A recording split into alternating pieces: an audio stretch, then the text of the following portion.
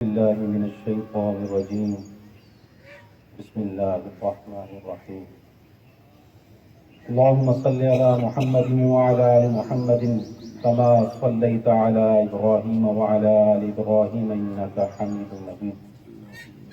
اللهم بارك على محمد وعلى آل محمد كما باركت على إبراهيم وعلى آل إبراهيم إنك حميد مجيد.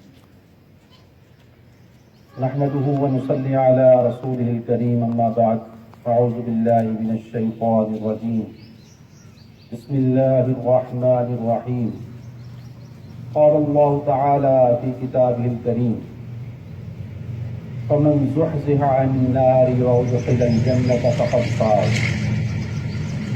اور بے شک جس کو جہنم کی آگ سے بچا لیا گیا اور جنت میں داخل کرنے والا بنا دیا گیا وہ کامیاب ہو گیا. صدق اللہ العظیم وصدق رسولہ النبی الکریم ونحن على ذلك من الشاہدین والشاکرین والحمد للہ رب العالمین. محترم سامعین، اللہ تعالیٰ بہت بڑے ہیں. اللہ تعالیٰ ہمارے خالق ہیں اور ایسے خالق ہیں کہ ایسا خالق کوئی نہیں. اللہ تعالیٰ ہمارے رازق ہیں اور ایسے رازق ہیں کہ ایسا رازق کوئی نہیں. اور اللہ تعالیٰ ہمارے مالک ہیں اور ایسے مالک ہیں کہ ایسا مالک کوئی نہیں.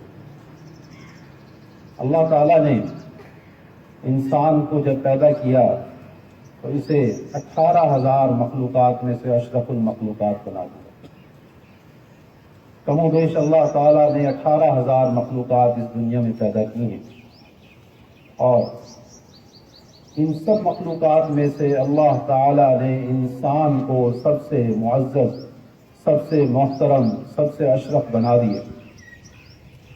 جس چیز کا جو بھی خالق ہوتا ہے وہ چاہتا ہے کہ اس کے ہاتھ سے بنائی ہوئی چیز ناکام نہ ہو.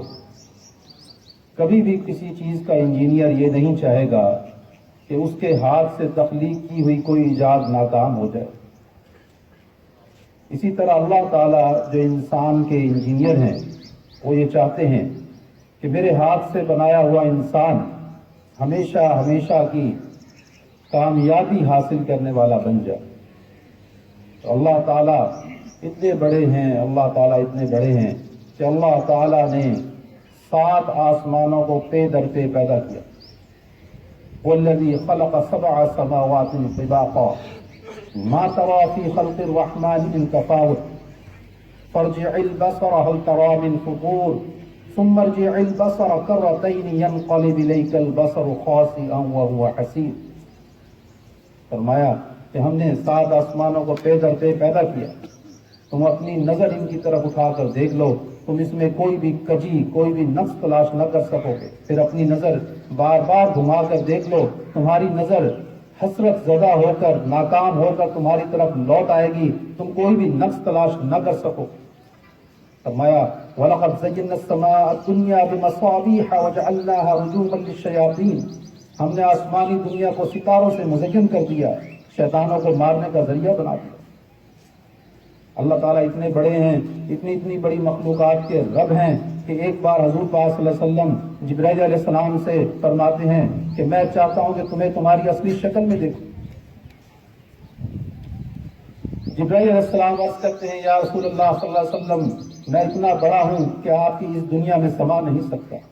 حضور پاک صلی اللہ علیہ وسلم اصرار کرتے ہیں تو جبرائیل علیہ السلام حضور پاک صلی اللہ علیہ وسلم سے عرض کرتے ہیں کہ آپ اپنا رخ انور دوسری جانب پھیر لیجیے. تھوڑی دیر بعد جبرائیل علیہ السلام عرض کرتے ہیں یا رسول اللہ مجھے دیکھیے. حضور پاک صلی اللہ علیہ وسلم کیا دیکھتے ہیں کہ جبرائیل علیہ السلام کا جو سر ہے وہ عرش معلیٰ کو ٹکرا رہا ہے. جبرائیل علیہ السلام کے جو پاؤں ہیں وہ تخت الثری کو ٹکرا رہے ہیں، اور مشرق اور مغرب کے درمیان تمام خلا پر ہو چکا ہے. جبرائیل علیہ السلام عرض کرتے ہیں یا رسول اللہ میں نے اپنے ابھی 2 پر کھولے ہیں، میرے 600 پر. تو وہ اللہ جس نے جبرائیل علیہ السلام کو بنایا ہے، جس کو اتنا بڑا بنایا ہے، وہ اللہ خود کتنے بڑے ہیں. ایک بار موسیٰ علیہ السلام اللہ تعالیٰ سے عرض کرتے ہیں اے اللہ تعالیٰ اگر یہ تمام مخلوقات آپ کی نافرمان ہو جائے آپ کیا کریں؟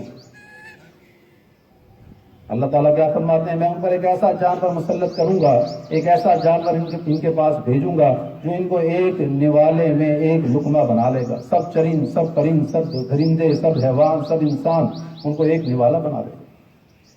موسیٰ علیہ السلام عرض کرتے ہیں اللہ تعالیٰ آپ نے یہ جانور کس جگہ رکھا ہے؟ اتنے بڑے سائز کا جانور کس جگہ رکھا ہے؟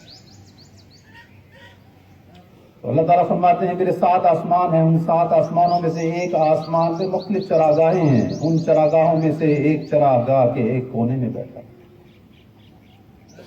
تو جس اللہ پاک نے اتنا بڑا جانور بنایا وہ اللہ پاک خود کتنے بڑے ہیں۔ اللہ پاک نے تا حد نگاہ تک آسمانوں کا ایک بہت بڑا سلسلہ شروع کر دیا، بغیر ستون کے آسمان کھڑا۔ اللہ تعالیٰ نے پانی کے اوپر زمین کو بچھا دیا، زمین ہلنے لگی تو اللہ تعالیٰ نے پہاڑوں کو اس پر سمو دیا، اور اللہ تعالیٰ نے اس کو میخوں کا کام دے دیا۔ اللہ تعالیٰ نے سورج کو اتنا بڑا بنایا کہ زمین جیسے اگر 13 لاکھ گولے اکٹھے ہوں تو ایک سورج کا مقابلہ نہیں کر سکتے، اور اگر سورج جیسے 1 کروڑ گولے اکٹھے ہوں تو ایک چھوٹے سیارے کا مقابلہ نہیں کر سکتے۔ تو وہ اللہ پاک جس نے اتنے بڑے سورج کو، اتنے بڑے سیاروں کو بنایا ہے، وہ اللہ پاک خود کتنے بڑے ہیں۔ اللہ پاک اتنی بڑائی کے باوجود انسان سے بہت محبت کرتے ہیں، اور خصوصاً مسلمان سے بہت محبت کرتے ہیں۔ اللہ پاک نے کامیابی کا دین اسلام کو بتایا ہے، فرمایا ان الدین عند اللہ الاسلام، بے شک اللہ کے نزدیک دین تو دین اسلام ہی ہے۔ یہ محض اللہ پاک کا لطف و کرم ہے کہ اس نے ہمیں کامیابی والے دین میں پیدا کیا، ایک ایسا دین جس کا راستہ، جس پر عمل کرنے کا راستہ سیدھا جنت کی طرف جاتا ہے۔ پھر اللہ پاک نے ہماری خاص تربیت کا بھی اہتمام کیا، نہ صرف یہ کہ دنیا کے ماحول کو ہماری پیدائش کے لیے سازگار کر دیا، بلکہ ہماری روحانی تربیت کا بھی بندوبست فرمایا۔ کم و بیش 1,24,000 پیغمبر اللہ پاک نے ہماری روحانی تربیت کے لیے بھیجے، اور اللہ پاک نے ان کی مثالیں دے کر ہمیں بیان فرمایا کہ وہ لوگ کامیاب ہوئے جنہوں نے وقت کے نبی اور اللہ تعالیٰ کے احکامات کی پابندی۔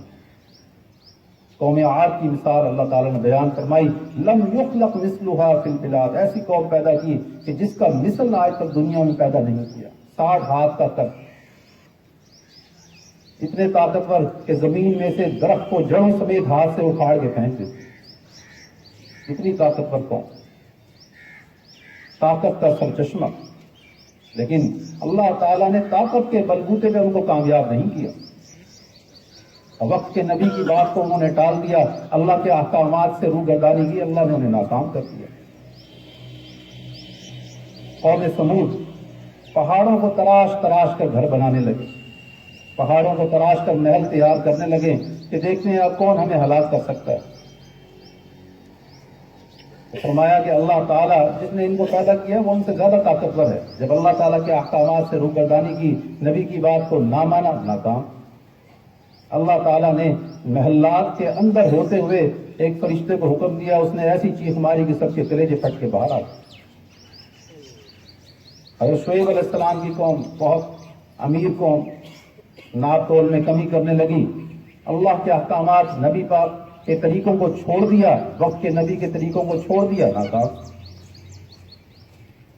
تو بات کیا سامنے آئی کہ وَمَنْ زُحْزِحَ عَنِ النَّارِ وَأُدْخِلَ الْجَنَّةَ فَقَدْ فَازَ، کہ اللہ پاک نے جس کو آتش جہنم سے بچایا ہے اور جنت میں جانے والا بنایا ہے، کامیاب وہی ہے۔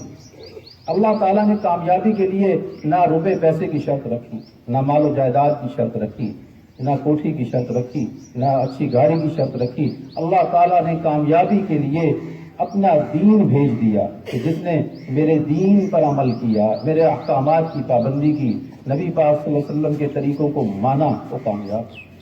آخر میں نبی پاک صلی اللہ علیہ وسلم کو بھجوایا، اور نبی پاک صلی اللہ علیہ وسلم یتیم، پیدائشی طور پہ یتیم پیدا ہوئے، اور ان کے مقابلے میں قریش کے سردار ابو جہل، ابو لہب، عتبہ، شیبہ، بہت امیر، ان کو ناکام کر دیا اور نبی پاک صلی اللہ علیہ وسلم کو کامیاب کر دیا۔ تو اللہ تعالی جس نے ہمیں پیدا کیا ہے وہ یہ چاہتے ہیں کہ ہم ناکامیوں کی زندگی کو چھوڑ کر کامیابیوں والی زندگی کی طرف جانے والے بن جائیں۔ فرمایا کہ حضور پاک صلی اللہ علیہ وسلم نے کہ اللہ تعالیٰ فرماتا ہے کہ میرا جو معاملہ ہے بندے کے ساتھ ویسا ہی ہے جیسا بندہ میرے ساتھ معاملہ رکھتا ہے، جیسا بندہ میرے ساتھ گمان رکھتا ہے۔ اگر وہ تنہائی میں مجھے یاد کرتا ہے میں تنہائی میں اسے یاد کرتا ہوں، اگر وہ محفل میں مجھے یاد کرتا ہے تو میں اس سے اچھی محفل میں یعنی فرشتوں کی محفل میں اسے یاد کرتا ہوں، اور وہ مجھے جب پکارتا ہے میں اس کی پکار کو سنتا ہوں۔ قیامت کا دن ہو گیا، فرمایا حضور پاک صلی اللہ علیہ وسلم نے پوچھا جائے گا عقل مند لوگ کہاں ہیں؟ لوگ پوچھیں گے عقل مندوں سے کون مراد ہے؟ فرمایا جائے گا الذین یذکرون اللہ قیاما وقعودا وعلی جنوبہم ویتفکرون فی خلق السماوات والارض ربنا ما خلقت ھذا باطلا سبحانک فقنا عذاب النار۔ کہ عقل مند لوگ وہ ہیں جو اللہ کا ذکر کرتے تھے کھڑے اور بیٹھے اور لیٹے، ہر حال میں اللہ کا ذکر کرتے تھے، اور زمین و آسمان کی پیدائش پر غور کرتے تھے، اور اللہ تعالیٰ سے عرض کرتے تھے کہ اے اللہ تعالیٰ آپ نے یہ سب بے فائدہ تو پیدا کیا ہی نہیں، آپ ہمیں جہنم کے عذاب سے بچا لیجیے۔ اس کے بعد ان لوگوں کے لیے ایک جھنڈا تیار کیا جائے گا، اس جھنڈے کے نیچے ان سب عقل مندوں کو جمع کیا جائے گا اور کہا جائے گا ہمیشہ ہمیشہ کی جنت میں داخل ہو جاؤ۔ آج کل کے دور میں عقل مند کون ہے؟ عقل مند اپنے آپ کو کون سمجھتا ہے؟ جو صبح سے شام تک جھوٹ بول کر اپنے لیے رزق اکٹھا کرتا ہے، لوگوں کو بیوقوف بناتا ہے، وہ عقل مند ہے۔ لیکن اللہ تعالیٰ ایسے شخص کو عقل مند کہہ رہے ہیں جو کھڑے اور بیٹھے اور لیٹے اللہ کا ذکر کر رہا ہے، اللہ سے خوفزدہ ہے، اللہ کی نافرمانیوں سے بچنے کی کوشش کر رہا ہے، وہ عقل مند ہے۔ حضور پاک صلی اللہ علیہ وسلم دولت قضا پر تشریف فرما تھے کہ جبرائیل علیہ السلام آئے اور قرآن کی یہ آیت بیان کی وَاصْبِرْ نَفْسَكَ مَعَ الَّذِينَ يَدْعُونَ رَبَّهُمْ بِالْغَدَاةِ وَالْعَشِيِّ يُرِيدُونَ وَجْهَهُ، کہ اپنے آپ کو ایسے لوگوں میں بیٹھنے کا پابند بنا لیں جو صبح و شام اللہ کا ذکر کرتے ہیں اور اللہ کی رضا کے طلبگار ہیں۔ اس آیت کا اترنا تھا، آپ اپنے دولت قضا اپنے حجرہ مبارک سے نکلے اور ایسی جماعت کی تلاش میں چل پڑے کہ ایسے لوگ کون ہیں کہ جن کی تعریف میں اللہ تعالیٰ یہ آیت بیان فرما رہے ہیں۔ ایک جگہ تشریف لے گئے، دیکھا کہ ایک جماعت بیٹھی ہے جن کے جسم ننگے ہیں، غربت کی وجہ سے ان کے جسم ننگے، صرف ایک چادر سے دو بندوں نے اپنے جسم کو ڈھانپا ہوا، ان کی کھالیں فاقہ زدہ ہونے کی وجہ سے ان کی کھالیں خشک ہیں، ان کے چہرے سوکھ گئے ہیں اور اللہ کا ذکر کر رہے ہیں۔ تو حضور پاک صلی اللہ علیہ وسلم نے ان سے پوچھا کہ کس چیز نے تمہیں یہاں جمع کیا ہے؟ عرض کیا کہ ہم اللہ کا ذکر کر رہے ہیں، زمین اور آسمان کی پیدائش پر غور کر رہے ہیں، اس بات پر اللہ کا شکر ادا کر رہے ہیں کہ اس نے ہمیں اسلام کی دولت سے مالا مال کیا۔ آپ نے فرمایا حق سبحانہ و تعالیٰ کا شکر ہے کہ اس نے میری امت میں ایسے افراد کو پیدا کیا کہ خود مجھے ایسی لوگوں میں بیٹھنے کی فرمائش کی گئی کہ میں ایسے لوگوں میں بیٹھوں۔ فرمایا گیا کہ جو آتش جہنم سے بچا لیا گیا، جنت میں داخل ہونے والا بنا دیا گیا، کامیاب وہی ہے، اصل کامیابی وہی ہے، یہ بات سمجھ میں آنا ضروری ہے۔ فرمایا کہ اللہ تعالی انسان پر خصوصاً مسلمان پر بڑے مہربان ہے۔ کوئی 100 بار بھی گناہ کرے اور ایک بار سچے دل سے توبہ کر لے، اللہ تعالیٰ اسے معاف فرماتے ہیں۔ فرمایا کہ اللہ پاک نے کلمے کی دولت انسان مسلمان کو جب دی ہے تو اس کو کامیاب ہونے کے لیے کلمے کی دولت دی ہے۔ فرمایا جس کا پہلا حرف کلمہ ہو، زندگی اس نے شروع کی بچپن میں، اس کا پہلا حرف کلمہ ہو اور اس کا آخری حرف کلمہ ہو، جب اس کی موت آنے لگے آخری حرف کلمہ ہو، کامیاب ہے۔ اگر وہ 100 برس بھی جی لے اس سے کسی عمل کا جواب نہیں لیا جائے گا۔ لیکن کیا ہمارے اعمال اس نوعیت کے ہیں کہ اللہ تعالیٰ ہمیں مرتے وقت کلمہ نصیب فرمائے؟ ایز اے ڈاکٹر میری زندگی میں سینکڑوں افراد ایسے ہیں جن کو آخری وقت میں نے مرتے ہوئے دیکھا ہے، سوائے ایک شخص کے کوئی بھی کلمہ نہ پڑھ سکا۔ لمحہ فکریہ ہے، آج وقت ہے کہ ہم اپنے اللہ کو راضی کر لیں، اپنے اللہ کو راضی کر لیں گے تو کامیاب ہونے والوں میں سے بن جائیں گے، ورنہ ناکامی، دنیا کی ناکامی کوئی ناکامی نہیں، اصل ناکامی وہ ہے کہ جب نامہ اعمال بائیں ہاتھ میں دے دیا جائے گا اور ہم اپنی صورت کو لوگوں سے چھپاتے پھریں گے اور کہیں گے کہ ہائے ہم ناکام ہو گئے، کاش ہمیں مٹی کر دیا جاتا، کاش ہمیں پیدا ہی نہ کیا جاتا۔ ناکامی یہ نہیں کہ کوئی میٹرک کے امتحان میں فیل ہو گیا، ناکامی یہ نہیں کہ کسی کو ہارٹ اٹیک ہو گیا، ناکامی یہ نہیں کہ کسی نے غربت میں ساری زندگی گزار دی، ناکامی یہ نہیں کہ کسی کی بچی گھر بیٹھی رہ گئی، اس کے جہیز کے پیسے اکٹھے نہ ہو سکے، ناکامی یہ نہیں کہ کوئی جنگ ہار گیا، ناکامی یہ ہے کہ کل قیامت کا دن ہوگا، بلایا جائے گا، فرمایا جائے گا کہ تم نے اعمال کیسے کیے، یا تمہارے اعمال نبی پاک صلی اللہ علیہ وسلم کے طریقوں میرے احکامات کے مطابق تھے یا اس کے خلاف تھے۔ جب کوئی بات بن نہ پائے گی، نامہ اعمال بائیں ہاتھ میں دے دیا جائے گا، فرمایا جائے گا ہمیشہ ہمیشہ کے لیے ناکام۔ اور اس کے مقابلے میں ایسا شخص جس نے غربت میں زندگی گزار دی، 5 دن کا فاقہ کرتا رہا، اس کی بیٹی جہیز نہ ہونے کی وجہ سے گھر بیٹھی رہ گئی، دنیا میں ٹھیک ہے وہ ناکام ہو گیا، لیکن آخرت میں ہمیشہ ہمیشہ کے لیے اگر اللہ اس کے رسول کی مان کر چلا گیا کامیاب ہو گیا۔ آج یہ وقت ہے کہ ہم اپنے اللہ کو راضی کر لیں، آج کے بعد یہ وقت نہیں آنے والا۔ زندگی کی ساعتیں بہت تیزی کے ساتھ گزر رہی ہیں، آج کوئی اس زون میں نہ رہے کہ میں جوان ہوں، میری صحت اچھی ہے، میں ابھی کافی سال زندہ رہوں گا، ایسا ممکن نہیں ہے۔ ایز اے ڈاکٹر میں دیکھتا ہوں کہ وہ لوگ، ایسے لوگ بھی مر جاتے ہیں جو 20 سال کے ہیں، اور ایسے لوگ بھی زندہ ہیں جو 80 سال کے ہیں۔ تو کوئی اس زون میں نہ رہے کہ ابھی میری زندگی کی کئی بہاریں باقی ہیں، ابھی میں اپنے اللہ کو راضی کر لوں گا، نہیں نہیں میرے بھائیوں، نہیں۔ اللہ کو راضی کرنے کے لیے یہی وقت ہے۔ آخری بات سنا کر اپنے بیان کو ختم کرتا ہوں۔ بہلول مجنون ایک بہت بڑے مجذوب تھے جو اللہ کی محبت میں اتنے غرق ہو گئے تھے کہ لوگ ان کو مجنون کہنے لگے۔ ایک بار تیزی سے دوڑتے ہوئے بازار کی جانب جا رہے تھے، لوگوں نے پوچھا اے بہلول کدھر جا رہے ہو؟ بہلول کہنے لگے بازار کی جانب جا رہا ہوں، آج اللہ کی اس کے بندوں سے صلح کرانی۔ تھوڑی دیر گزری تھی، بہلول دوڑتے ہوئے واپس آ رہے تھے، لوگوں نے پوچھا بہلول کیا بنا؟ بہلول نے عرض کی کہ آج اللہ کو صلح کرنے پہ راضی ہے، لوگ راضی نہیں۔ تھوڑا عرصہ گزرا، بہلول دوڑتے ہوئے قبرستان کی جانب جا رہے تھے، تھوڑی دیر گزری، لوگوں نے پوچھا بہلول کہاں جا رہے ہو؟ بہلول کہنے لگے وہی پرانا کام، اللہ اور اس کے بندوں کی صلح کرانا جا رہا۔ تھوڑی دیر گزری، قبرستان سے دوڑتے ہوئے واپس آ رہے تھے، لوگوں نے پوچھا کیا بنا؟ فرمایا آج بندے تو راضی ہیں صلح کرنے کے لیے، اللہ راضی نہیں۔ ہم سب کے سب لوگ ایسی منزل کے مسافر ہیں، ہم ایسی منزل کی جانب جا رہے ہیں کہ جب ہم اللہ کے سامنے منتیں کریں گے کہ اللہ تعالیٰ ہم نے اپنی آنکھوں سے دیکھ لیا، ہمارے دل نے یقین پکڑ لیا کہ واقعی کامیابی اس چیز میں تھی کہ تیرے احکامات کو مانتے، تیرے نبی پاک صلی اللہ علیہ وسلم کے طریقوں کے مطابق چلتے، ہم نے اس بات کو جان لیا، ہم نے اس بات کو مان لیا، صرف ایک بار ہمیں دنیا کی زندگی میں واپس بھیج دے، اب ہم ایسے کام کر کے آئیں گے، ایسے اعمال کر کے آئیں گے کہ ہم کامیابی والے اعمال کر کے آئیں گے۔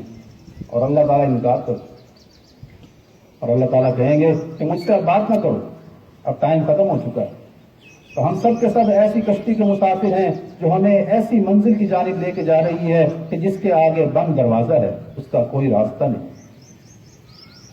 تو ہمیں جو ہے نا اس آیت کو اپنی زندگی گزارتے ہوئے ذہن نشین کرنا چاہیے کہ وَمَنْ زُحْزِحَ عَنِ النَّارِ وَأُدْخِلَ الْجَنَّةَ فَقَدْ فَازَ، کہ ہمیں زندگی ایسی گزارنی چاہیے کہ جو ہمیں آتش جہنم سے بچا سکے اور جنت میں جانے والا بنا سکے۔ اس کے لیے تمام اعمال ہم سیکھنے کی کوشش کریں، تمام اعمال کی لائن پہ ہم آنے کی کوشش کریں، اللہ اور اس کے رسول کو راضی کرنے کی کوشش کریں۔ اللہ تعالیٰ سے دعا ہے کہ جو کچھ ہم نے سنا ہے، جو کچھ پڑھا ہے، ہمیں عمل کرنے کی توفیق عطا فرمائے۔ وآخر دعوانا الحمدللہ رب العالمین۔